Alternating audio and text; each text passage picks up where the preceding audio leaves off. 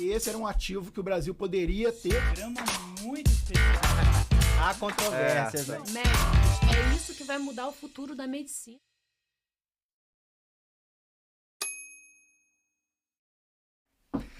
Está no ar mais um episódio do DeusaCast. João Negromonte aqui comigo para falar sobre esse mercado da cannabis que mais cresce em todo mundo e não cansa de surpreender a gente. Hoje, DeusaCast 19, um número muito especial para nossa entrevistada 19? de hoje. DeusaCast 19. Passamos o 10º episódio, estamos perto do 20º episódio e esse podcast aqui traz hoje uma convidada muito especial. Já nós vamos apresentar a nossa convidada aqui e você vai entender por que o número 19 é um número tão importante para essa mesa aqui hoje. E esse programa é gravado num dia 19, não vou contar um mês para você, mas estamos gravando num dia 19. Exatamente. João Negromonte, vamos falar rapidinho aqui sobre os nossos patrocinadores, começando a falar do Congresso Brasileiro da Cannabis Medicinal, que já tem data marcada para 2025, dia 22, 23 e 24 de maio. O maior congresso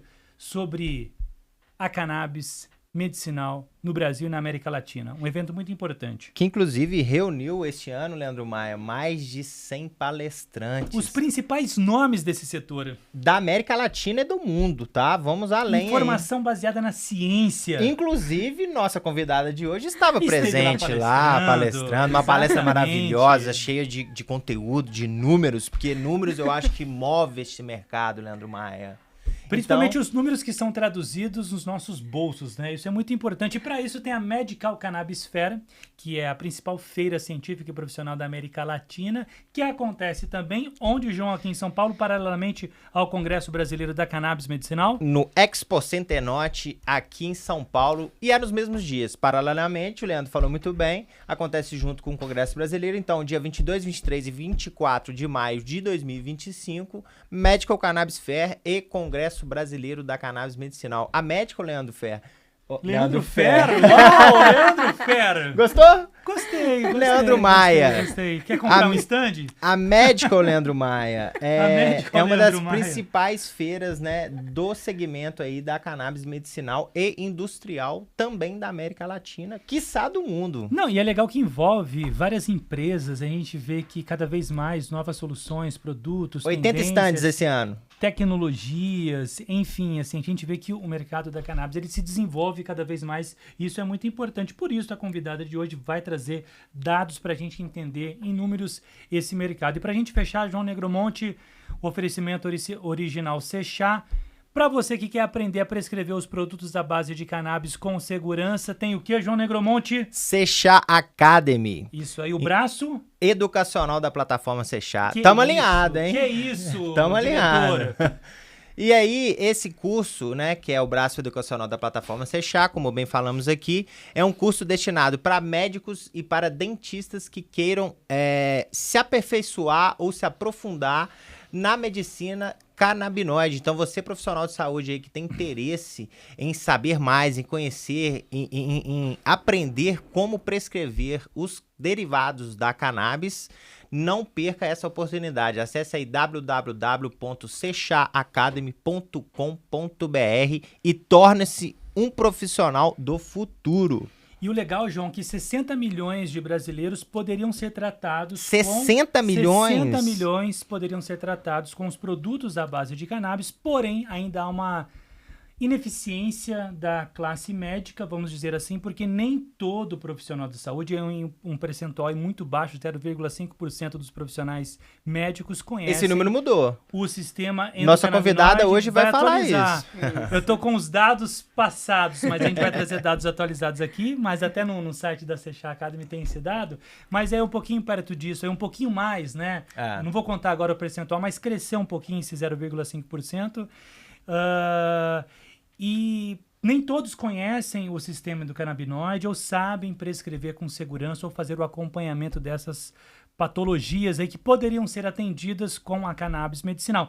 E você sabe de uma coisa, João Negromonte, falando aí sobre a importância desse sistema do canabinoide que nem todo médico conhece ou tem um conhecimento profundo em relação a ele, você sabe que o meu desempenho aqui nesse programa melhorou muito depois que eu alinhei, depois que eu equilibrei o meu sistema endocannabinoide. Está extremamente ativado. Olha só a anandamida que eu estou transparecendo aqui. Realmente você está exalando alegria e felicidade. Anandamida. Você está anandamitoso, eu diria. Anandamitoso. Mas é legal, porque assim, a gente fala muito nesse programa da importância, né, desse equilíbrio. E eu falo mesmo, assim, o meu sistema endocannabinoide está extremamente ativado, equilibrado. E há 2 anos atrás você conhecia esse sistema? Eu não conhecia. Tá vendo só? Muitas pessoas também não. Era ativado. Era ativado sem ativado. saber. E para continuar nessa ativação dessa energia, dessa adrenalina boa aqui, que como ele disse, eu estou anandamitoso. Para continuar nessa ativação aqui, essencial, emocional e fundamental, Gabizinha, traz um smush para mim. Maravilhoso. Vamos falar de um dos melhores... É um dos melhores cafés que eu tive a oportunidade de experimentar na minha vida. Patrocinador oficial aqui do DeusaCast. Que o torna, Leandro Maia, melhor ainda, entendeu? Porque é através de apoios como o do Café Smush que esse podcast aqui acontece e leva conhecimento aí para as pessoas. Inclusive, antes de fazer o meu jabazinho aqui, curta, comente, compartilhe aí com seus amigos esse conteúdo. Para ajudar a gente a continuar trazendo aí um material de excelência para todos vocês. Mas, aproveitando a deixa, tá aqui a minha dica para vocês, Café Smush. O Café Smush que é feito com aí uma série de cogumelos. Esse aqui que tá na minha mão, que é o Expresso, que é facinho, né, Leandro? Você colocou na maquininha ali, tomou seu cafezinho, você tá ativado, eu diria assim. Esse aqui que tá é feito com cogumelo juba de leão, uma novidade aí do mercado medicinal, fitoterápico, e ele contribui aí para vitalidade e clareza mental, foco e memória, além de energia e bem-estar para enfrentar aí a correria do dia a dia, principalmente em uma cidade como São Paulo. Esse aqui, Leandro, é o Expresso, como eu disse, que vem em cápsula, mas tem também o café solúvel, que é o café funcional Smush, e tem também o café solúvel para imunidade. Então, se você tá fraquinha, viu, nossa convidada? Ou tá fraquinho, ou tá precisando aí dar um up na sua imunidade, a dica é Café Smush. E para você que não entendeu nada da anandamida, ela é conhecida como a substância da felicidade. Então, só para te interagir, quer saber mais, acessa lá o portal E é um endocannabinoide. E é um endocannabinoide. Endo do grego quer dizer dentro, exatamente. Então, é um canabinoide que o nosso próprio corpo produz. Diferentemente dos fitocannabinoides, que é a planta da cannabis que produz. Perfeitamente. Então vamos ao que mais interessa no episódio de hoje, episódio 19, porque de tudo que a gente falou aqui, a presença mais importante é dela, Natália Soares, está aqui no DeusaCast 19, gerente de estratégia de negócios da Close Up International. Muito obrigado pela tua presença, Natália Soares. Eu que agradeço, meninos. É um prazer, em nome da Close Up e meu, pessoalmente, estarmos aqui falando de números aí desse mercado que é tão protagonista aí dentro dos nossos dados. Você gostou dessa apresentação? Eu aqui? adorei saber do Café Smush. Né? Vou começar a usar também. Inclusive, para você que tem interesse, acessa lá o smush.shop e na hora que você for realizar sua compra, você digita lá no cupom CECHA. Você vai ganhar 10% de desconto. Olha, adorei. Então já vou fazer isso saindo daqui desse podcast. Maravilha. Bom, pra gente começar essa conversa, então, quem é Natália Soares? Bom, gente... Uma das pessoas mais procuradas desse mercado da cannabis, porque todo mundo quer saber os dados, né? Mas vamos começar por Natália Soares. Olha, eu não sei se eu sou a mais procurada, mas eu espero que depois desse podcast eu seja, mas brincadeira. Bom, gente, então, eu sou a Natália, eu sou farmacêutica bioquímica, formada na Unesp de Araraquara.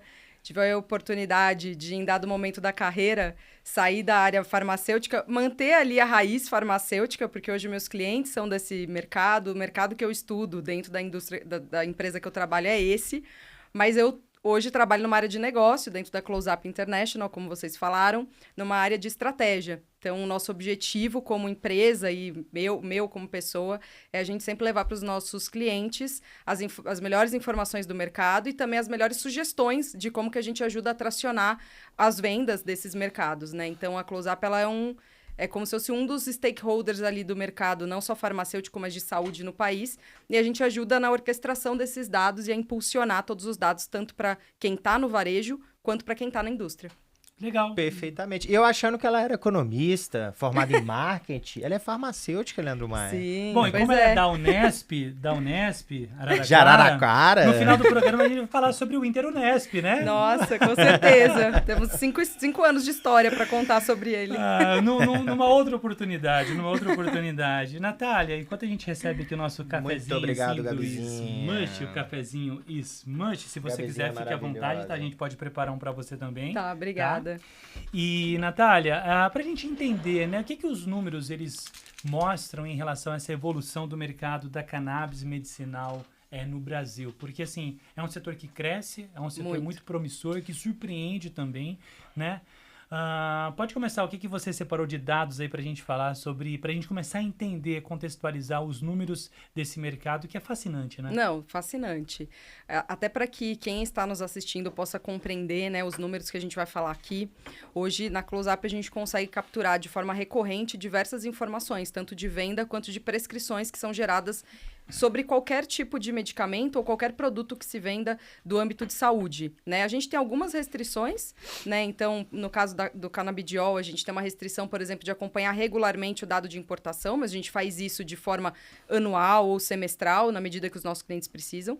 Mas dentro do que existe de estrutura tecnológica e da nossa relação com o mercado de saúde, de forma automatizada, a gente consegue capturar 100% do que se vende em todas as farmácias do Brasil. Então, só para vocês terem uma ideia, são 100 mil farmácias que existem no Brasil hoje, tá? Não só a Close-Up atua não só no Brasil, mas em toda a América Latina. Mas hoje eu vou falar praticamente de Brasil aqui. A gente captura 100 mil farmácias no Brasil. E a gente também lê todas as prescrições de 630 mil médicos. E aí, de acordo com o estudo, a gente tem uma amostra, né, para capturar todas as prescrições. E de acordo com o estudo do próprio CFM junto com a USP, que é um estudo público, fica na internet, é um estudo muito bacana, que chama Demografia de Médicos. A gente vê que a nossa cobertura de médicos é quase que total também do que existe em médicos do Brasil. Falando do canabidiol, né? Então, dessa parte toda que a gente consegue enxergar, a gente separa sempre em 2 grandes canais, tá? Em termos práticos aqui, para ficar didática a explicação.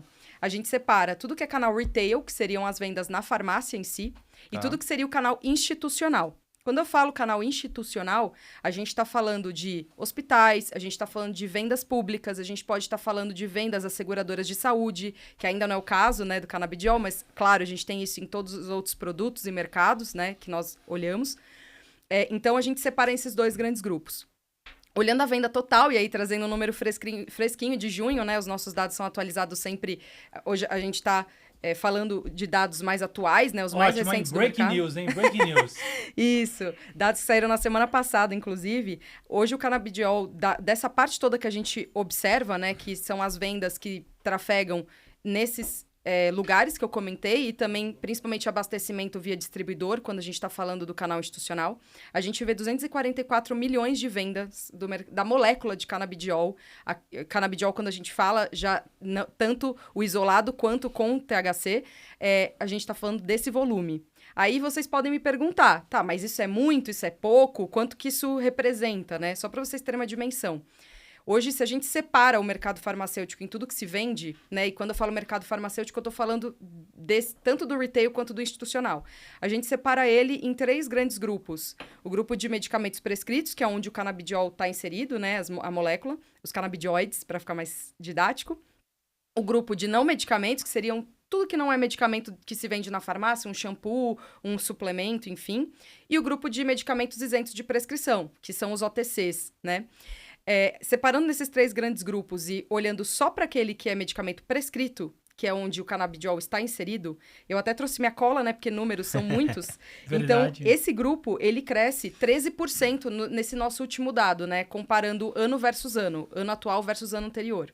Certo. A molécula de canabidiol está crescendo 51%. São quase 5 vezes acima do crescimento desse grupo como um todo. Caramba. Aí eu também falei assim, bom, mas será que moléculas hoje sintéticas, mas que ocupam o lugar da prescrição para algumas patologias que têm indicação o uso do canabidiol já aprovado pela Anvisa, será que isso é parecido ou diferente? Então, eu trouxe, por exemplo, o crescimento da carbamazepina, que é uma das moléculas utilizadas para epilepsia, né? Ela cresce 23%, ou seja, o canabidiol ainda cresce o dobro. Sim. E quando a gente pega mercados futuros para o canabidiol, quando eu penso nesse pré-registro da Anvisa no âmbito nacional, que seria, por exemplo, uma das moléculas de dor, né? Então, eu trouxe aqui um exemplo da codeína, que é uma molécula para uma dor fraca. Hoje, ela cresce 3,5%. 3,5%. Nesse mesmo recorte, né? MAT atual versus MAT do ano anterior. Ou seja, só por esse número, a gente já consegue ver o quanto que o canabidiol está sendo super bem sucedido dentro desse escopo que eu comentei que nós observamos, né? Venda Ele pública. É maior dentro desse escopo ou não? Não, a gente hoje tem algumas outras classes, principalmente ligadas a diabetes, que são sempre as grandes protagonistas da história, né? A gente tem produtos aí emblemáticos no mercado, não cabe aqui mencionar, mas produtos emblemáticos no mercado que sozinhos eles crescem mais que classes inteiras de produtos, mas eles são uma das classes que mais crescem sim. Tá, então, e se a gente olha e segmenta só o que é fitoterápico, aí, com certeza, isso desponta, né? Então, só para vocês terem uma dimensão do quanto isso é consistente, porque esses dados que eu trouxe, eles são de crescimentos ano versus ano.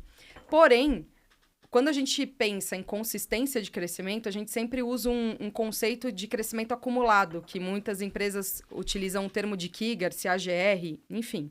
Quando a gente olha para esse Kigar, e aí separa, né, o total do canabidiol. Aí, falando das vendas dele, né, de novo, dentro desse grande grupo, né, tanto o institucional quanto o retail. A gente está falando de um Kigar de 126%. Isso em vendas reais. Quando a gente vai para vendas unitárias, que são cada caixinha que sai de fato da farmácia, aí a gente está falando de um Kigar de 235%. Ou seja, um crescimento acumulado nos últimos 4 anos nesse patamar, que é um patamar extremamente alto. Tá dentro do canal. Muito alto.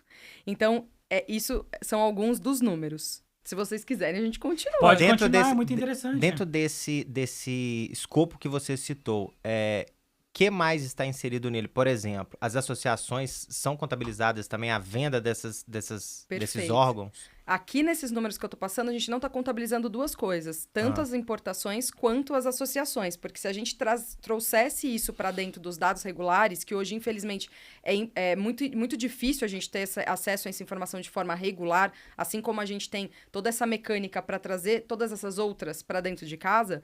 Aí o número e o crescimento seria ainda maior, porque a gente sabe que o mercado de importação como um todo, ele é extremamente acelerado, porque, claro, foi por ali que se começou o consumo aqui dentro do território, e óbvio que também, quando a gente pensa nas associações, elas são um driver de acesso muito grande para a população quando a gente pensa em preço, né? Sim. Aliás, preço é um dos pilares importantes dessa categoria. É algo que a gente sabe que todo mundo que fala sobre canabidiol traz isso como pauta, e a gente que olha para dados, né? Então, tudo que eu tô falando aqui são baseados em dados que nós olhamos do canal, a gente vê que é um driver relevante também para a gente ter uma coisa que a gente chama de compliance rate, né? Então, dentro da indústria farmacêutica, a cadência de uso de um produto tem esse nome, que se chama compliance rate. E essa cadência de uso, ela está muito ligada a um outro termo em inglês, né, que se chama willingness to pay da população. Ou seja, toda vez que você fala de algum produto onde a própria população vai ter que arcar com algum tipo de desembolso, isso está intrinsecamente ligado a vários outros critérios macroeconômicos e até mesmo de acesso do produto, que agora, né, nesse momento que a gente está vivendo do canabidiol, a gente vê que, pelo menos para o estado de São Paulo, a gente já vê um acesso positivo via governo, que até então ainda não existe em todo o território nacional. Sim. Que é uma coisa que vai ser super importante para que muitas pessoas que já possam utilizar o produto e que já tenham as indicações, mas não tenham o tal do willingness to pay, consigam ampliar o tal do compliance rate, que é a cadência de uso. Então, quanto mais você fica aderido a um tratamento, maior é esse compliance rate. E isso está diretamente ligado ao tipo de acesso que o produto vai ter para a população. Se é por desembolso, se é com algum desconto, algum subsídio do próprio plano de saúde, que a gente sabe que não vai cobrir a maior parte de vidas do Brasil, ou o melhor dos caminhos, que é quando isso está dentro da Conitec, que é uma dispensação federal. de âmbito público. Não, perfeito. E você falou que você tem mais dados, né? Pode Sim. passar pra gente tudo que você Sim. preparou e aí depois a gente vai complementando com as perguntas e tal, porque assim, eu acho que o pessoal tá muito interessado e quer saber exatamente, poder dimensionar o tamanho desse mercado e entender alguns detalhes dele que é importante, né? Não, sem dúvida. Então, assim, continuando na tônica que a gente estava, né? Quando a gente separa esses dois olhares de tudo que a gente captura, do que é farma e do que é não farma, digamos assim, que é o canal institucional, explicando um pouquinho mais do canal institucional, a gente está olhando aqui para hospitais, que nem eu comentei, para clínicas, para seguradoras de saúde, para compras públicas, sejam elas municipais, estaduais ou federais. Enfim, é uma infinidade de atores que tem dentro desse grande grupo que a gente chama de institucional. Esse grupo, para o canabidiol, ele cresce 49,8% ano versus ano, que já é um crescimento super expressivo. Sim. Quando a gente olha, ok, dentro desse grande grupo, quem que é o principal, quem é o mais importante de todos esses que eu comentei? Obviamente, a gente já vê a compra pública como principal, ela já é 57% de todo esse mercadão que a gente chama de canal institucional. E olha os crescimentos, o público cresce 52% no ano e tem um CAGR de 132%. Nossa. Ou seja, por isso que a gente fala, né, a musculatura que a Conitec, né, no caso agora a gente está falando de uma compra pública muitas vezes estadual ou municipal. Quando isso entrar de vez dentro de uma Conitec e tiver um alcance federal, não só vai ser muito mais fácil para a população e para os próprios médicos, né? Os próprios médicos vão acabar buscando até ainda mais conhecimento. A gente vê que a classe médica já busca muito conhecimento com relação a essa categoria. A gente vê a própria Anvisa, né, sempre se atualizando com relação a esses números. Mas a própria população vai conseguir olhar para essa categoria com outros olhos e até começar a fomentar isso dentro de uma conversa com os seus médicos, né? A pessoa, o indivíduo com o seu próprio médico. E, obviamente, vai ter o acesso, né? Com o governo provendo esse tipo de acesso, a gente sabe que, obviamente, a população acaba aderindo ao tratamento numa amplitude muito maior. Perfeito. Natália, antes de você continuar com os dados, só uma pergunta aqui para a gente entender, deixar claro. Então, pelo que eu entendi, quando você fala compra pública, está falando de SUS. Isso, qualquer tipo de compra pública, seja ela municipal, estadual ou federal. Entendi, isso, Sistema SUS. Único de Saúde. Exatamente. Me corrige e fica tranquila para me corrigir se eu estiver errado. Então, eu imagino que dentro desse mercado da cannabis, João, a compra pública, ela foi talvez aí uma das últimas que surgiram, né? Primeiro, você começou, né? Um caminho ali, entrou primeiro na farmácia, depois a importação. E ela surge depois desse movimento e ela já ocupa uma fatia de 50%. Exato, 57. Na verdade, 57. O que começou primeiro foi a importação. A farmácia veio ali no meio do caminho e o público sempre vem depois. Só para vocês terem uma ideia, isso para qualquer tipo de medicamento, a gente fala das jornadas do medicamento, né? Qualquer medicamento, quando ele vai tentar, ele já é lançado mirando no sistema público de saúde, geralmente ele paga os pedágios, que a gente brinca, né? Então, só para explicar para quem está nos escutando, geralmente começa um out of pocket, que é a venda geralmente na farmácia. Então, lançou o produto, você precisa pôr o produto em algum lugar. Geralmente, você coloca inicialmente na farmácia. Na sequência, você vai negociando seguradora de saúde a seguradora de saúde, até que você consiga uma negociação com a ANS, que aí vai tomar decisões por todas as seguradoras de saúde, e aí você já começa a atingir uma parte da população bastante grande que hoje tem plano de saúde, principalmente dentro da faixa etária ali dos 20, 45 anos, 50 anos, é a população que está coberta, obviamente, com trabalho. À medida que o desemprego no país aumenta, a gente também vê que o acesso que é cedido de medicamentos pelas seguradoras de saúde, ela acaba também se perdendo um pouquinho nessas situações de altos desempregos. Então, tudo na saúde está ligado à realidade do país, né? Seja econômica, seja literalmente de oferta de trabalho. Passada essa jornada, e meio que ao mesmo tempo da primeira, se começa uma jornada dentro do que a gente chama de judicialização. Então, não sei se a população toda sabe, mas hoje todo e qualquer produto, por lei, o governo tem a obrigação de prover para a população. Então, as pessoas que sabem disso e, obviamente, acabam indo para um caminho de processar literalmente o governo com relação a isso, ela entra dentro dessa jornada da judicialização.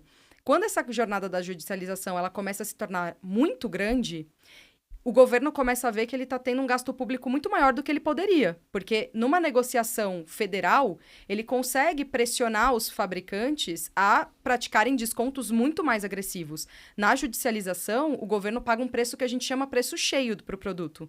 Então, não é financeiramente viável, nem para o país, obviamente, porque no fim do dia os impostos somos nós quem paga, quem paga o imposto que depois vai virar o pagamento do governo ao medicamento, mas não é bom para ninguém no sistema que o produto seja vendido só através da judicialização. É ideal que, à medida que a judicialização vá aumentando, que isso migre para o que é venda pública, né? Compra pública, ou seja ela municipal, estadual ou federal. Federal é a menina dos olhos de qualquer fabricante, porque aí você atinge toda a população brasileira. Então, há uma negociação grande de desconto, porque também há uma volumetria muito grande de pessoas acessando o seu produto. Então, é bom para a população, é bom para o governo e evita toda essa parte de burocrática, né, de um processo do indivíduo contra o Estado para acessar o produto. E aí a famosa farmácia de alto custo, né, que o pessoal vai lá e retira o medicamento na farmácia de alto custo, algumas modalidades que tem a via de acesso, na maioria das vezes é por meio da farmácia de alto custo. É interessante você tocar nesse aspecto, que isso acontece com todo medicamento. Porque normalmente os players do setor da cannabis falam assim, nossa, mas é uma burocracia mexer com cannabis, é um monte de problema, mas você falou aí agora que isso acontece, essas etapas que devem ser respeitadas, né? É com qualquer produto, né? Geralmente são etapas para produtos que a gente chama de inovadores, né? Dificilmente, não é que é impossível, tá? Até porque existem, mas dificilmente você vai ver um medicamento isento de prescrição pensando em se lançar no mercado olhando para essa jornada. Mas quando você pensa em doenças raras, por exemplo, a maioria dos fabricantes, quando eles pensam no lançamento de produto de doença rara, ele já vai mirando futuramente o mercado público, né? Só que para chegar lá, demora geralmente em média uns 3 anos, isso com bastante otimismo, porque são muitas discussões, o fabricante realmente tem que provar, né, que o gasto público vai reduzir a partir do momento que tiver a introdução desse produto, que esse produto vai melhorar drasticamente a qualidade de vida do paciente, ou então vai ser muito revolucionário naquela tecnologia que se predispõe. Então, não é necessariamente para qualquer produto que a gente fale da saúde, mas esses produtos que têm esse apelo de um acesso maior para a população como um todo, seja do âmbito de tratar alguma doença já instalada na população, ou seja produtos que a gente está pensando na prevenção, que para o sistema público é excelente, né? Você evita o custo de uma UTI, você evita o custo de uma internação. Então, quanto mais a população e o SUS como um todo, ele está olhando muito para isso. A gente já vê esse movimento ao longo dos anos, né? Ele está olhando para esse caminho muito mais da prevenção do que somente para adquirir tecnologias novas ou produtos que vão tratar alguma doença já instalada. A gente chama até de um conceito de population health, que é olhar realmente para saúde populacional e buscar tecnologias que vão apoiar antes da população chegar num ponto crítico ali de uma patologia. Isso a gente percebe, né, principalmente, né, dessa medicina endocannabinoide. Quer mais um pouquinho de água? Não, tá ótimo, obrigada. Porque tá, né, muito dado, tal. Dá um tempinho para ela também tomar uma molhar a palavra. Né? E assim, eu acho que também, assim, eu acho que a premissa, né, dessa medicina endocannabinoide é você, e eu vejo muitos médicos falando isso, é você cuidar da saúde do paciente, não da doença do paciente, né? Acho que isso é muito interessante quando você traz essa questão. E, Natália, seguindo, tem mais dados para você passar para a gente? Então, vamos lá. Vamos ouvir Natália Soares aqui, disparando os dados do mercado da cannabis, hein? Compartilha com todo mundo aí. Então, interessante isso. Só retomando um pouquinho, né? Então, a gente estava falando que tudo que não é farma, né? Que é esse canal institucional que eu comentei, ele tem ali um crescimento de 49,8%, sendo a compra pública a mais importante, de 57%, com um crescimento de 52%. Quando a gente olha para o que é farma, de fato, a gente já está olhando um crescimento de 42,9%. Então, está bem alinhado o que é farma, né? O que a gente separa do retail com o que a gente separa do canal institucional. E aí, o KIGAR, né, que a gente tinha falado do público que estava em 132, que é esse crescimento acumulado dos últimos 4 anos, no farma é 119. Então, também está muito em linha. À medida que cresce, à medida que cresce dentro do varejo, também cresce do ponto de vista público. Ou seja, o que a gente pode inferir aqui é que, apesar da gente saber que, geralmente, essa barreira do preço é uma questão importante, e de fato tá? E de fato faz ainda com que nem todas as pessoas que queiram consumir o produto ou têm indicação de consumo do produto, elas possam arcar com aquele custo, a gente vê que, obviamente, porque a compra pública ainda está tímida, pensando em território como um todo, ainda assim existe uma velocidade grande de interesse da população em adquirir o produto, mesmo que com um desembolso do próprio paciente. Porque senão a gente não veria um Kigar de 119 no Pharma, né? Sim, muito alto. Então, os pacientes estão buscando isso, tá? E os médicos, Nathalie, têm... estão prescrevendo os canabinoides para a população? Quantos médicos hoje temos aí que são prescritores da terapia canabinoide? Perfeito. Temos esse dado? Temos esse dado. Precisamos, inclusive, atualizar aí na Universidade da Seixá. Você viu ele falando 0,5%? Então, agora vocês têm informação, mas assim, dos dados que nós capturamos, então, só para explicar um pouquinho a metodologia. Mas só para a gente não quebrar a sequência, você já tinha uma sequência de dados, quer terminar a sua sequência para depois a gente entrar nos médicos? Só para você seguir na sua lógica. Não, pode ser, sem problemas. Só para você continuar seguindo, a gente terminar logo essa questão dos dados, que eu acho que é interessante. Não, sem problema. Vamos terminar a parte de vendas, depois a gente segue para prescrição. Pronto. Mas perfeito. Na parte de vendas ainda, então, quando a gente pensa em farmácia, né, e a gente pensa se algum paciente estiver escutando, onde é mais fácil achar um produto como esse? Em farmácias que a gente chama de redes. Então, hoje no Brasil existem mais ou menos 15 mil redes, né? Todo o resto são associativismos, independentes, conveniadas, são tipos diferentes de farmácia.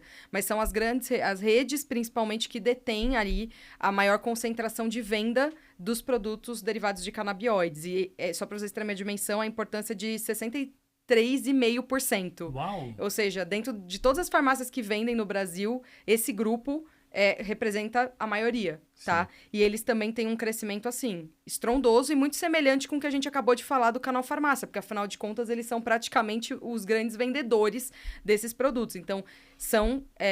E algumas bandeiras, né? Claro, não cabe a mim citar aqui todas as bandeiras que existem no Brasil, mas só para vocês entenderem o que são redes, né? A gente tá falando de uma Raiazil, a gente tá falando de uma DPSP, que é a Drogaria São Paulo, Pacheco, enfim. Então, tem várias... Pague Menos. Então, tem várias bandeiras aí que vocês podem encontrar os produtos lá. E quando a gente fala de geografia, né, já que a gente está falando de farmácias, São Paulo, o estado de São Paulo representa 30%. E não só representa 30%, como cresce quase 40%. Ou seja, além de mais importante, também é um dos que tem um crescimento mais importante, tá? Dentre todos os estados. E a tríade dos 3 principais estados ainda é São Paulo, Rio de Janeiro e Minas. Né? E cada um, obviamente, São Paulo com 30, mas Rio de Janeiro com 11, Minas com 10. E Minas tem um ponto importante, que desses 3 cresce 81%. Então, realmente, são esses 3 estados onde, de fato, a venda ali, pelo menos do que a gente está falando da farmácia, né? Aqui agora, é onde acontece. E, quando a gente pensa em onde a categoria pode estar, antes da gente entrar no tema da prescrição, que é muito importante, é uma categoria que tem muito ainda para poder crescer. Então, lembra que eu comentei que o principal subcanal da farmácia são as grandes redes e que existem mais ou menos 15 mil no Brasil? Sim. Se a gente pegar onde vende canabidiol em todas as farmácias do Brasil, a gente chega em 18 mil farmácias. Lembrando que a gente tem 100 mil farmácias no Brasil. Então, caso, obviamente, a gente sabe que é um mercado que está mirando também na venda pública, mas caso fique mais tempo dentro do âmbito das farmácias, que é onde está por enquanto, além das importações, existe um caminho bastante grande. Então, quando nos perguntam, né, sobre, poxa, dentro da farmácia, a categoria está indo bem? Acho que esses números falam por si só, né? De que está indo muito bem a venda dentro da farmácia. E não só isso, o oceano é praticamente azul, porque à medida que você vai desdobrando a presença do produto em outros lugares, e obviamente a indústria tem um papel muito importante de levar um conhecimento também para essas outras localidades, através dos representantes que visitam os médicos e dos próprios médicos, né? Buscando informação sobre a categoria, você vai desdobrando outros varejos. O varejo vende mais, a indústria acaba vendendo mais, você acaba tendo o produto mais próximo da população, pulverizando mais ele. Então, ainda está muito concentrado, mas o oceano é bastante azul com relação ao canal farmacêutico, tá? Perfeito. Tem mais daí antes da gente ir para a prescrição? Tem mais alguma coisa desses Não, dados? acho que a gente pode ir para a prescrição. Até você prometeu pra gente. Eu não vou esquecer não, tá? Promessa é dívida. No final do programa, ela vai explicar o porquê do 19. Então segura aí, você tem que entender o 19, que é algo legal. Fica até o final que você vai entender. Em algum momento a gente vai falar do 19. Mas você tinha comentado que você ia explicar para nós a diferença entre o crescimento canal farmácia e não farmácia, né? Isso. Só para a gente pontuar, porque eu acho que você comentou que era importante as pessoas entenderem canal farmácia e não farmácia. O que seria isso? Isso. Então, assim, quando a gente fala de canal farmácia, a gente está falando de uma captura que a gente faz censitária em todas as farmácias do Brasil, tá? Literalmente, a farmacinha, seja uma farmacinha do bairro, seja uma grande rede, como eu comentei aqui, isso é o canal farmácia. O que seria não farmácia é tudo que a gente chama de mercado institucional. Então, a gente está falando de hospital, a gente está falando da venda pública, a gente está falando de seguradoras de saúde, a gente está falando de clínicas, a gente está falando até de âmbito veterinário. Óbvio que para os produtos que isso se aplica, né? Então, quando a gente fala...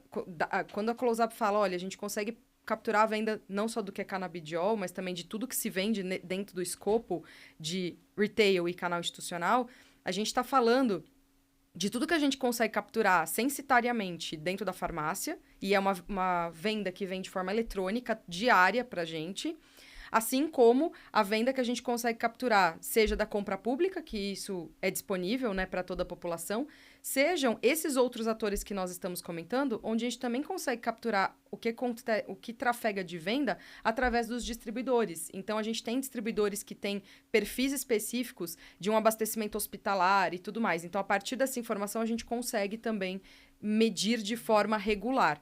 Quando a gente fala de uma informação como a importação ou associação de paciente, aí para capturar esse dado, a gente roda pesquisas, geralmente anuais ou semestrais, para poder entender o tamanho desse mercado. Então, essa é a diferença. Perfeito, a gente consegue fatiar o percentual de o que corresponde em fatia de mercado do canal farmácia e não farmácia, só para deixar claro e ficar junto nesse bloco. Olha, hoje o canal farmácia realmente é o mais importante versus todo esse grupo que eu tô falando, do que a gente enxerga. Lembrando que aqui eu não tô colocando para conta o que é associação de paciente, o que é importação, até devidas às proporções e até pelo fato de que a própria importação, você tem uma amplitude de indicações muito maior e de produtos com outros tipos de posologia muito mais diversificado do que existe ainda no mercado farmacêutico nacional, né? E isso está muito ligado, obviamente, à regulamentação do que existe aqui em território nacional. Mas, desse grupo todo que eu comentei, a farmácia realmente é o mais importante do que a gente captura de dados, tá? Perfeitamente. Só para a gente fechar, então, para ficar bem pontuado aqui, o total de venda do mercado de CBD no Brasil. 244 milhões no último ano, de acordo com o último dado da semana passada. Impressionante. E esse mercado está extremamente ligado e depende, de certa forma, vamos dizer assim, dos médicos prescritores, né? Que cresceu, João. Isso, sem falar dos importados também, né? Isso exato. É só um número de institucional e farmácias. Então, ou seja, esse mercado é muito maior ainda. Muito maior. As pessoas que estão navegando nele aí... Não, é impressionante. Exato. Esses dados que você trouxe, assim, realmente impressionante. E aí que a gente vai entrar agora, então, para falar sobre a questão dos médicos prescritores. Hein, João? Isso, a gente sabe que esse mercado, que como é um médico que prescreve passa o por produto, ele, passa por ele. É importante, né, que a educação médica evolua, assim também como esse mercado está evoluindo. Exato. Então, como eu disse aqui no começo do programa, que o total de prescritores já não é mais de 0,5%, João Negromonte? Qual será esse total? Essa é a pergunta. Qual é o total hoje? Não é mais 0,5%, não. Não é. Bom, hoje... Ai.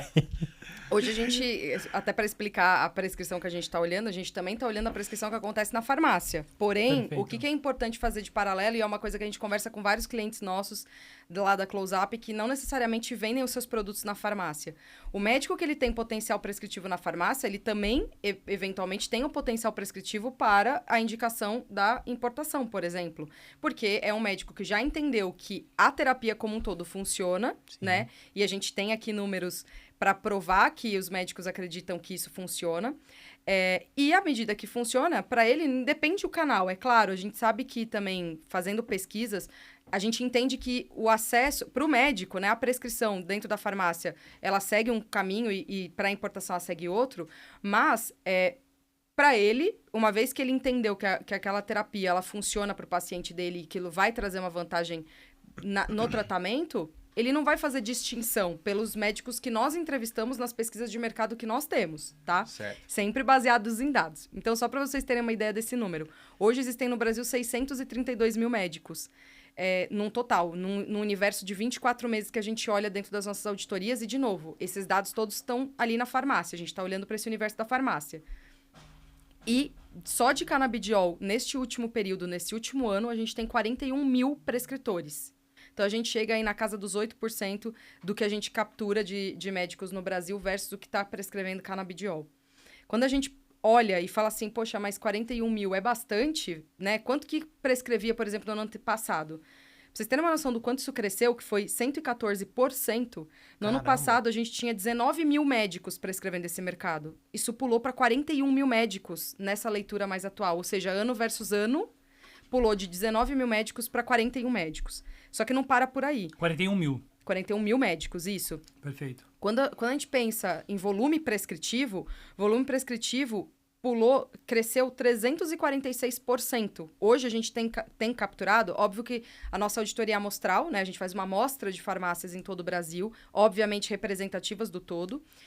A captura de prescrição que nós temos, ela é totalmente dentro da LGPD, porque a gente está interessado só em saber quem é o médico prescritor e o produto prescrito. A gente não captura nenhum dado de paciente, né? A gente está dentro do rigor da LGPD. Se a gente for olhar o número absoluto, que não é muito certo olhar o número absoluto de auditoria que é amostral, de informação que é amostral, mas de todas as formas, só para vocês terem uma dimensão. A gente está capturando hoje 984 mil prescrições de canabidiol. Meu Deus. É um volume muito alto de prescrições, muito alto. Mas o que mais impressiona é esse pulo. E quando eu falei para vocês, poxa, tem médicos que prescreviam o mercado enfim, e eles estão ampliando a prescrição e tudo mais, a gente tem em média, tá? No ano passado, a gente tinha em média 11 prescrições per capita. O que é isso? É o volume de prescrição gerado dividido pelo número de médicos que estão gerando aquela prescrição. Então, naquele total de 19 mil médicos que eu falei que prescreviam no ano passado, eles geravam essa per capita de 11,6. Os 41 mil médicos que prescrevem esse ano já está gerando uma per capita média de 24 prescrições por médico. Ou seja, o número dobrou. Mais que dobrou. Só que não para por aí. Eu trouxe aqui mais dados. Meu Deus, que coisa boa. Seba inteligência. Trouxe mais dados. Quando a gente pensa, né, pegando o retrovisor, então com dados atuais, olhando o retrovisor do passado, e a gente separa o grupo de médicos que mantiveram a prescrição, então já eram prescritores do ano passado, e mantiveram a prescrição nesse ano, e aqueles que começaram a prescrever esse ano ou então deixaram a prescrição. Também acontece. Os que eram prescritores do ano passado e mantiveram são 23% desse número. Só que o que impressiona é o pulo da per capita que eles deram. Então, esses 23%, que são em média 9.300 médicos em média, que foram os que mantiveram, né, do ano passado para esse ano, eles pularam de uma per capita de 20,6 para 83,7. Caramba! Ou seja... Eles estão prescrevendo muito. Por isso que o que eu falei, e por isso que eu falo, a gente sempre traz, baseado em dados aqui, a nossa opinião, desses médicos que experimentaram o produto. Então, o que isso quer dizer? Desses médicos que experimentaram o produto e mantiveram a prescrição nesse ano, eles ampliaram 4 vezes a per capita que existia no ano passado, né? Saiu de 20 para 80, né?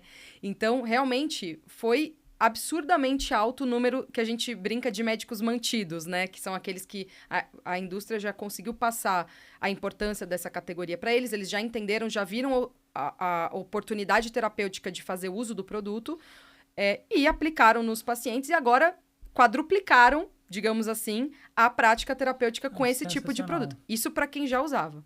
Só que aí tem uma outra boa notícia. 77% são de médicos novos, que não estavam prescrevendo a categoria até então e começaram a prescrever essa categoria. A per capita deles, claro, não é tão expressiva quanto essa que eu tô falando para vocês. E a gente também teve um grupo pequeno, tá, de médicos que eram prescritores no ano passado e acabaram saindo, que eu até trouxe, são 9.600 médicos. De um total de 41 mil, é um número pequeno, tá? A maior parte se manteve ou foram novos médicos que vieram. O que a gente consegue... através de pesquisa e aí trazendo resultados de algumas pesquisas ad hoc que a gente faz com médicos entender, é que sim, existe muita dúvida com relação, principalmente a quantas gotas eu posso administrar para cada paciente, o desconhecimento de algo, óbvio que a gente não está falando por todos aqui, a gente está falando por uma amostra que foi entrevistada. Um desconhecimento, muitas vezes, de tentar encaixar o canabidiol junto com outras terapias que o paciente já está usando e, óbvio, distinguir, né, os efeitos colaterais que eventualmente estão vindo a partir do uso do canabidiol versus os que estão vindo da terapêutica que o paciente já tem, ou até da piora da própria doença, né? Então, existem algumas dúvidas. Então, a indústria, o trabalho que vocês estão fazendo aqui de comunicação sobre isso é super importante, porque pessoas que estão com essa dúvida vão saber caminhos para buscar a mitigação dessas dúvidas, né? E quanto mais se falar sobre isso, quanto mais estudo científico a gente tiver sobre isso, quanto mais a indústria estiver colocando a força de venda, as forças de vendas ali literalmente no território nacional como um todo, para desdobrar o produto em outras farmácias, como a gente falou, e também dar a chance de outros médicos já conhecerem ainda mais os produtos, isso vai aumentar ainda mais esse número que a gente está vendo aqui, não só de prescrições, como de novos médicos, como de médicos que se mantiveram prescritores da categoria como um todo. Exato. Eu acho que o legal, assim, que esse recorte que você colocou mostra que, para os médicos que mantiveram a terapia canabinoide, a experiência foi positiva, né? Tiveram uma experiência positiva, gostaram da terapêutica e continuaram aplicando. Agora, se você puder pontuar dentro desse recorte os 3 principais motivos, né, que esses médicos que levaram esses médicos a deixar de prescrever os produtos à base de cannabis. Teria como mensurar, colocar algumas coisas assim, que essas entrevistas que vocês conseguiram levantar? Porque eu acho que é importante entender por que o médico, tudo bem, a dúvida tal, talvez o resultado não foi tão bom com uma interação medicamentosa, o paciente não teve uma resposta positiva. Dá para a gente conseguir entender um pouquinho por que esses 9 mil médicos deixaram de prescrever? Olha, a gente não chegou a se aprofundar nessa pergunta, tá? Mas, e obviamente a gente poderia segregar o número de médicos que saíram da amostra e fazer uma pesquisa somente com eles. Então, não consigo trazer essa informação. Mas eu acho que um pouco das dúvidas que eles trouxeram para a pesquisa, que isso sim a gente tem a gente perguntou, às vezes pode ser, né? Nada vai ser com precisão. Pode ser exatamente a causa pelo qual eles passaram a não prescrever mais. Então, se existe uma dúvida com relação a quantas gotas eu posso administrar por paciente, será que foi administrada a quantidade que precisa para mostrar algum efeito positivo em uma determinada patologia que foi utilizada? E, eventualmente, se não foi administrado, foi uma subdose aplicada, não teve nenhum tipo de melhora como ele gostaria, talvez isso possa ter levado ele a não prescrever. Então, podem ser vários cenários, pode ser até mesmo o cenário do paciente chegando para ele falando, olha, não posso mais pagar por esse produto. E, eventualmente, é um paciente que não está no estado de São Paulo e que não pode, obviamente, acessar necessariamente por dispensação estadual pública, venda pública, como a gente tem aqui no estado. Então, podem ser várias razões. O próprio paciente, ele é um player importante desse mercado, né? Sim. Não só com a aceitação do assunto, né? Que a gente sabe que aqui no Brasil, muitas vezes esse assunto é confundido com outras coisas, que não uma terapia medicinal. Sim. Então, existe, às vezes, um tabu dentro do próprio pensamento do paciente, como dentro, por exemplo, da classe médica pode existir também. Mas a gente teria que se aprofundar para te dar essa resposta. Agora, os que prescrevem, os que estão prescrevendo bastante, a maior parte do que eles trazem como benefício é, sim, uma melhora do paciente em várias patologias, tá? Até patologias que, ainda dentro do território nacional, a gente não tem um estudo clínico que comprove a eficácia, né? Realmente, teremos muito em breve, eu acredito, mas, de fato, até em patologias que hoje fogem daquele rol de patologias que são aceitas pela própria Anvisa, né? Como indicadas para o canabidiol ele é indicado para o uso. Então, por aí a gente consegue entender um pouquinho do que eles estão pensando. Não, e assim, é legal, essa sua fala abriu um ponto de reflexão muito importante, porque não necessariamente foi uma experiência ruim do médico que levou ele a deixar de prescrever. Talvez essa questão econômica, ela é muito interessante. Talvez o paciente, então, assim, olha, não consigo mais ter acesso a esse tipo de medicamento, eu preciso de uma alternativa mais barata, mais econômica. Então, é um ponto de reflexão interessante, que também pode, né, vir a levar os médicos a deixar de prescrever, porque o paciente não poderia bancar aí o tratamento. E é um ciclo vicioso, porque nesse caso, quando o paciente não consegue bancar o tratamento, normalmente o que ele faz? Busca a justiça. Que vai onerar, de certa forma, o Estado novamente, porque o Estado vai ter que desprender ali de dinheiro para poder arcar com os gastos de uma ação judicial. Gera todo um movimento. Mas, só para vocês saberem, até em terapias que são bem mais antigas dentro do mercado, o nível de judicialização é de 2%, 3%. Grande parte da população não sabe nem que tem esse direito. E muitas vezes a pessoa simplesmente sai da terapia porque não consegue pagar e não tem uma orientação de ninguém no processo da doença de que ela pode, por exemplo, buscar os seus direitos. Então, para qualquer patologia, a gente está falando aqui do canabidiol que cobre um rol de patologias, mas até para doenças crônicas a gente vê que não existem tratamentos caríssimos, de milhões, e muitas vezes a população não sabe que pode buscar isso como apoio. Porque também existe uma demora dentro desse processo, né? Então, a gente, por exemplo, fala de judicialização de paciente oncológico, muitas vezes, e infelizmente, o paciente tende a não suportar a doença espera, né? Até que o processo finalize, apesar de que é um processo que ele sabe que ele vai ter ganho de causa. Então, falta informação para a população sobre esse benefício que todo brasileiro tem. Por isso que o nosso sistema único de saúde ele é tão importante, ele é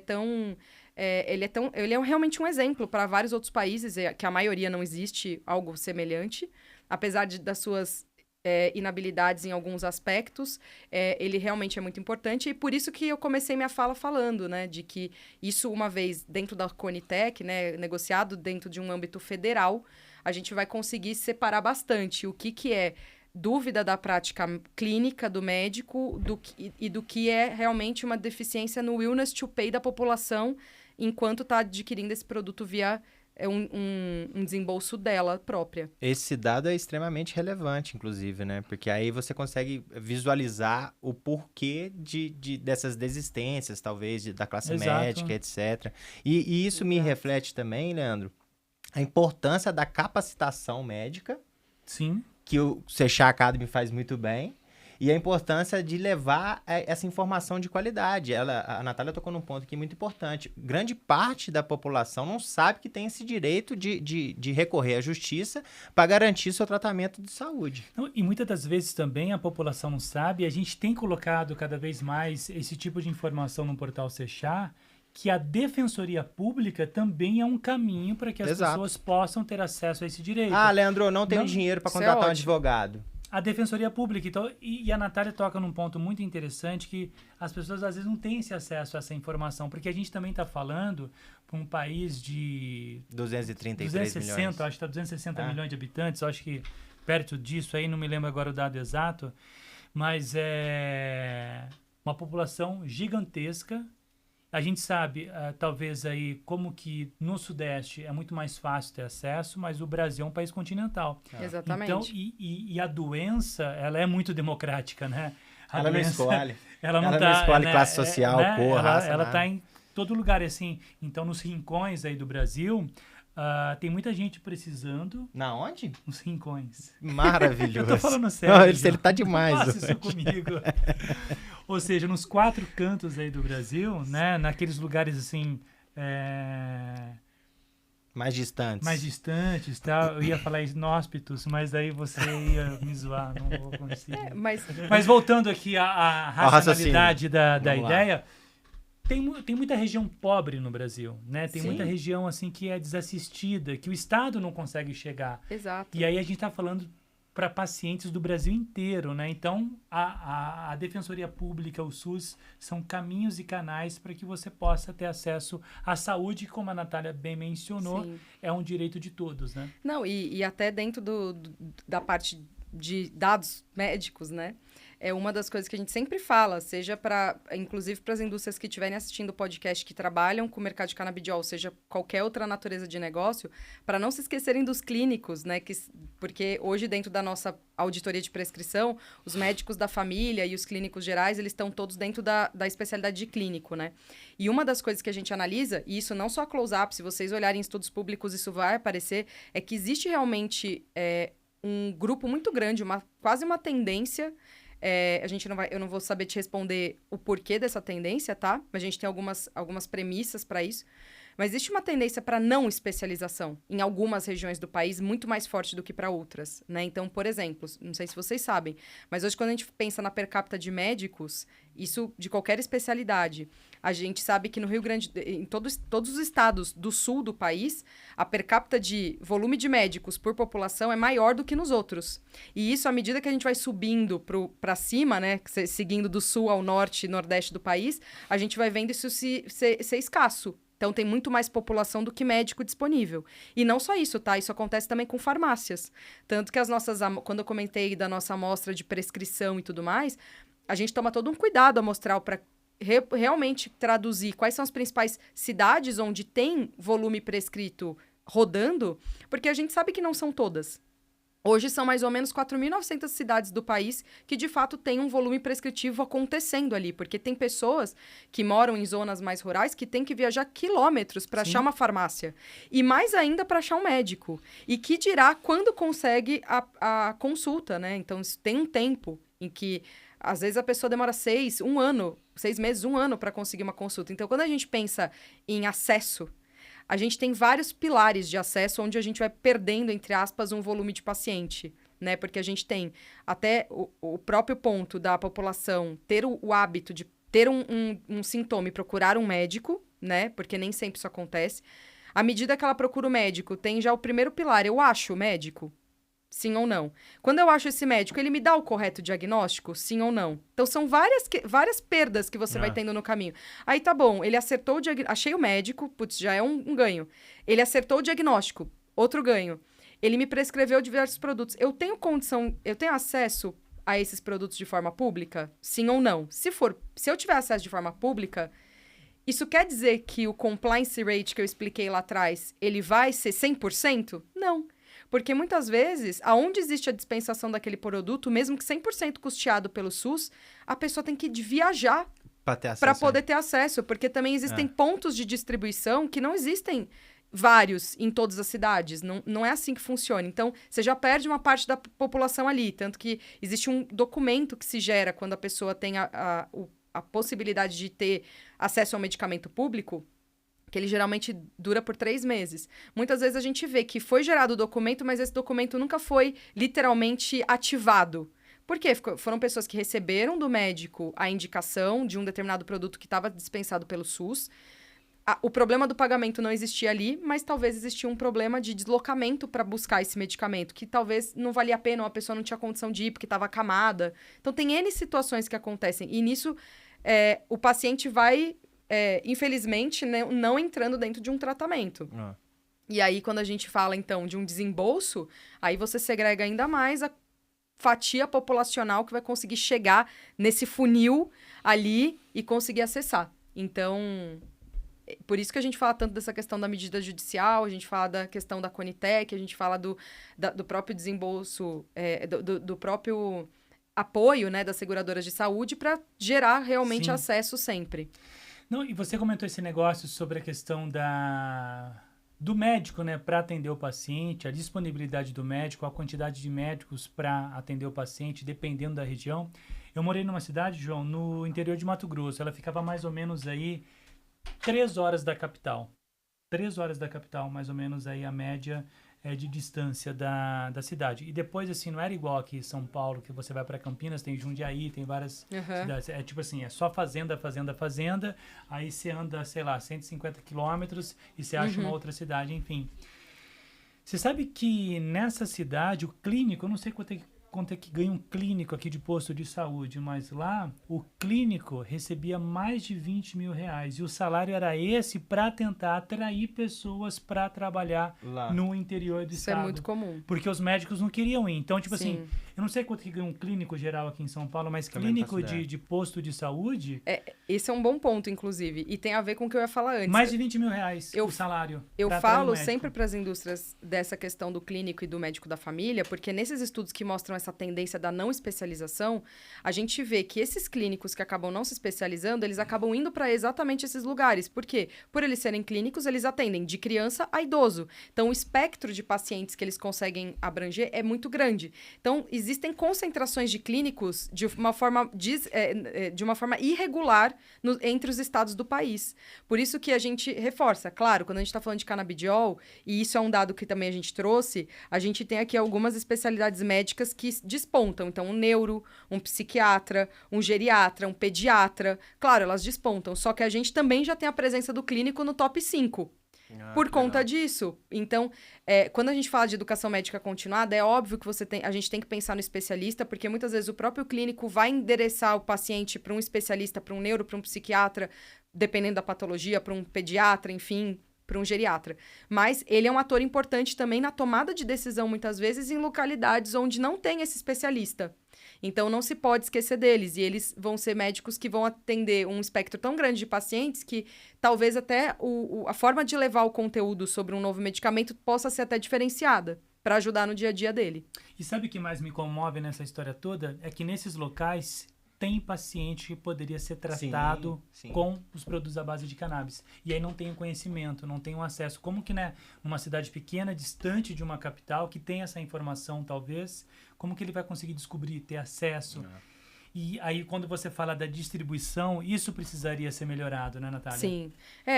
Ainda, tudo que é nichado, você restringe o acesso, né? Então, como eu comentei, existem 100 mil farmácias no Brasil. Se a gente pensar só em medicamentos vendidos nas farmácias, né? Que é onde a gente enxerga a amplitude como um todo. 100 mil farmácias no Brasil, só 18 mil terem o produto, tem potencial para desenvolver em outras farmácias também. Aí, talvez seja mais uma questão de estratégia comercial, negociação com os pontos de venda e assim por diante. E a população também começar a buscar esses outros lugares e pressionar para, poxa, eu queria que tivesse o produto tal aqui, não achei e tudo mais. Então, hoje está muito concentrado em grandes redes em razão disso. Né? E grandes centros também, né? E grandes centros, em 3 grandes praças. Essa era a minha próxima dúvida, que ela já, inclusive, meio que entregou aí a resposta, que eu ia perguntar para você, Natália. Eu vou fazer um exemplo aqui, uma analogia. Eu sou um empresário e estou querendo entrar nesse setor da cannabis aí, colocar produtos de cannabis para vender nas farmácias. Só que eu vejo, quando eu vou fazer uma pesquisa de mercado, diversas barreiras. Então, eu fico um pouco com medo. Será que vale a pena investir? Qual que é a sua opinião? Você acha que ainda tem espaço para novos investidores nesse mercado? Tem, com certeza. Hoje a gente tem pouquíssimos players. A gente tem categorias de produtos dentro do canal farmácia que você vê mais de 150 players no mercado. No canabidiol a gente está falando de nem 15. Então, sim. Não chega a 15 players. Não chega a 15 players, né? E hoje, inclusive, a Close-Up apoiou a entrada do primeiro player dentro desse mercado, com estudos analíticos. Uma das coisas que a gente sempre comenta, né?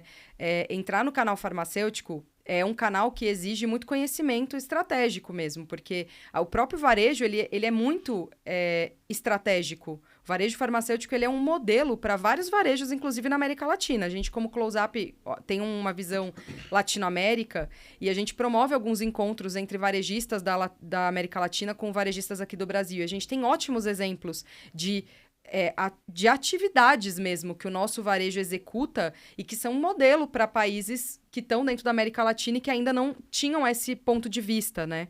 A nossa farmácia está cada vez mais, e aí até com a ajuda da Anvisa, se tornando um hub de saúde.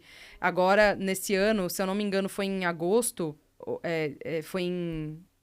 agosto não, desculpa. No ano passado, em agosto, foi quando a gente teve a liberação de mais testes dentro da farmácia, para evitar que a população sobrecarregue, por exemplo, hospitais para fazer testes simples. A gente vê uma movimentação até de indústrias que trabalham com testes rápidos, olhando para a farmácia com esse outro ponto de vista. Então, é um mercado que cria uma estratégia muito robusta, por isso que cresce duplo dígito. Se vocês pegarem o histórico da economia do país ao longo do tempo, o setor farmacêutico é o que mais cresce sempre. É muito raro, nunca aconteceu. Eu estou há 12 anos trabalhando em estratégia na indústria farmacêutica, eu nunca vi um momento onde teve uma queda, né?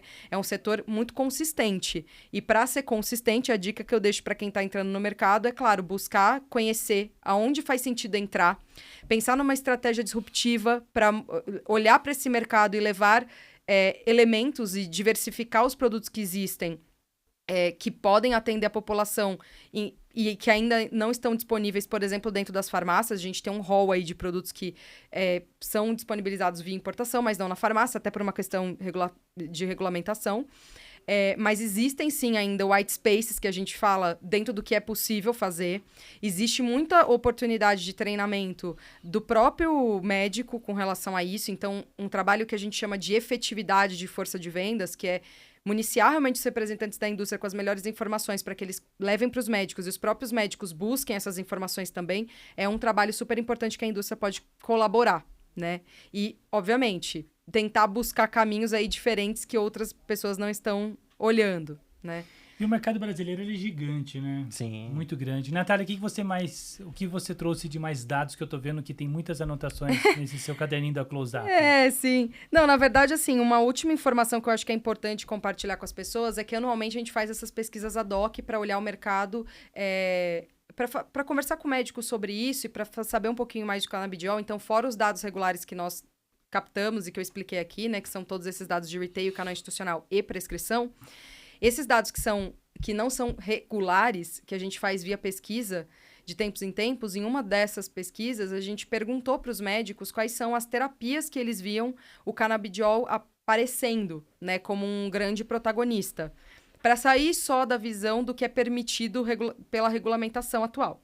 E aí, a lista é dor crônica, Parkinson, ansiedade e insônia, depressão, epilepsia refratária, obviamente, autismo, esclerose, câncer e tremor essencial. Então, dor ainda é em primeiro lugar. Olha que interessante. Pegando um pouco do gancho do que o João me perguntou um pouquinho antes, não só existe espaço dentro do mundo farmacêutico que a gente vê, como, obviamente, com essas negociações públicas que a gente também está enxergando, como também existe um espaço de a gente conseguir abraçar todas essas terapias à medida que a gente consegue também trazer estudos para a mesa e levar para o médico esse conhecimento. Agora, por Natália Soares, com todo esse olhar analítico que você tem de mercado, toda a sua experiência também de 12 anos, né, atuando nesse setor, como que você enxerga assim, o futuro do mercado da cannabis? Assim, você está em tendência de crescimento, como você mencionou, os números mostram, né, os números eles trazem essa perspectiva muito positiva para o futuro. Mas você, a sua análise, qual que você faz assim, para os próximos 5, 10 anos aí de mercado de cannabis no Brasil? Olha, eu acho que é o seguinte, vão acontecer alguns momentos dentro desse mercado, né? O principal momento que vai acontecer agora é a própria, realmente, o momento em que as indústrias vão ter que comprovar por estudos clínicos a eficácia dos produtos. Então, nesse momento, a gente acredita que vão acontecer alguns movimentos mercadológicos com relação aos players que existem hoje, né? Existe interesse de grandes players de entrarem nesse mercado, que a gente sabe, que ainda também não entraram, porque estão esperando esse momento acontecer. Talvez, né? E aí, toda vez que a gente fala de projeção, a gente está falando sempre de um talvez, né? Sim. Talvez esses grandes players estejam esperando empresas que eventualmente são menores desenvolverem todo um conhecimento de mercado para, em dado momento, eles começarem a adquirir essas empresas, né? E conglomerados, e existirem novos conglomerados que trabalhem canabidiol. O que a gente olha também é que existem indústrias que estão pensando na dispensação do produto ou no manejo do produto de ponta a ponta, né? Tentar eliminar todos os intermediários do processo e eles deterem desde a parte da formulação do produto mesmo até a venda, eles terem toda essa cadeia criada. Ainda são poucos que estão pensando nessa cadeia por completo. Então, eu acredito, minha opinião, que muitos outros vão começar a olhar para realmente tentar o máximo possível dominar essa cadeia por completo. E, obviamente, isso tudo vai melhorar custo para o paciente. Melhorando o custo para o paciente, a gente aumenta o compliance rate, aumenta a oferta de novas pessoas buscando pelo produto, os médicos mais interessados ainda em prescrever. Então, acelera mais a categoria. Pensando em novas aplicações do produto, eu acho que a gente ainda está com usos muito pensando em doenças de uso crônico ou então doenças que são prescritas, né? Futuramente, claro que para isso a gente vai ter que passar por alguma revisão de regulamentação, mas se a gente olha para o mercado para os Estados Unidos, por exemplo, você vê produtos que são dermocosméticos com canabidiol. Sim. Então, eu acredito que o uso vai se ampliar muito em outros tipos de itens, né? Não só para medicamentos prescritos, mas, por exemplo, para produtos de hidratação que tem um canabidiol e assim por diante. Também tem outros mercados fora do mercado que a gente analisa que também vão expandir muito. Claro que não cabe aqui a gente dar a nossa opinião, porque a gente não estaria dando opinião para dados. Mas o mercado veterinário já é uma realidade. Sim. E a tendência é só aumentar. Então, fazendo um paralelo com o que é mercado de produtos humanos, né? Então, as visões que eu tenho são essas. Eu acho que a gente ainda tem que galgar. Ainda tem muito espaço para ser conquistado dentro do que a gente fala do uso dentro de medicamentos prescritos, que nem eu comentei aqui, de todas essas patologias que os médicos enxergam o uso do produto e que não necessariamente já estão sendo usadas ainda, porque existe esse receio do médico, né, em usar sem ter um estudo comprovando a eficácia. Mas eu acredito que isso vai evoluir muito. E a minha relação com a categoria, muito além do profissional, ela é pessoal. Porque meu pai, ele tem Alzheimer, num grau bem avançado. E ele é usuário do canabidiol. Então, ele tem os produtos dele, obviamente, sintéticos, que fazem parte da terapia do Alzheimer, mas ele também faz uso do canabidiol. E para o meu pai, então falando de um caso de uma pessoa, né? A mudança de comportamento por conta da doença foi gigantesca e o canabidiol veio como um produto muito importante para regularizar esse humor dele e ajudar quem é o cuidador dele, né, todos nós, no manejo com o paciente. Então, de uma forma indireta, o canabidiol nos ajudou na minha casa, né? Apesar da gente não usar o produto, e sim o meu pai, ele foi um produto que nos ajudou muito, né? De ver a melhora dele e, obviamente, de nos ajudar nesse manejo. Bom, eu diria legal, um episódio, né? Sensacional. Adoro números, Leandro Maia. Nosso diretor já está dizendo para encerrar o programa que o nosso tempo está acabando.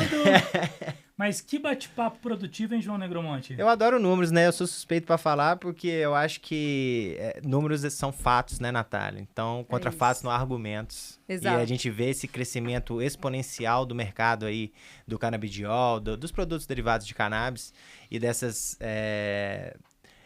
exercício de futurologia que fizemos também aqui. A Natália falou muito bem. Muito embasada, né, essa análise. Demais. Até porque ela citou um exemplo muito claro, que é os Estados Unidos. Lá a gente vê produtos roll-on, produtos para uso tópico, para passar na pele, dermatológicos, spray nasal, tem diversos, pílula, comprimido, dentre vários outros produtos que o Brasil ainda não possui esses produtos e que podem chegar. Assim, tem via importação, mas no número ainda muito reduzido e cheio de burocracias e faltas de regulamentações.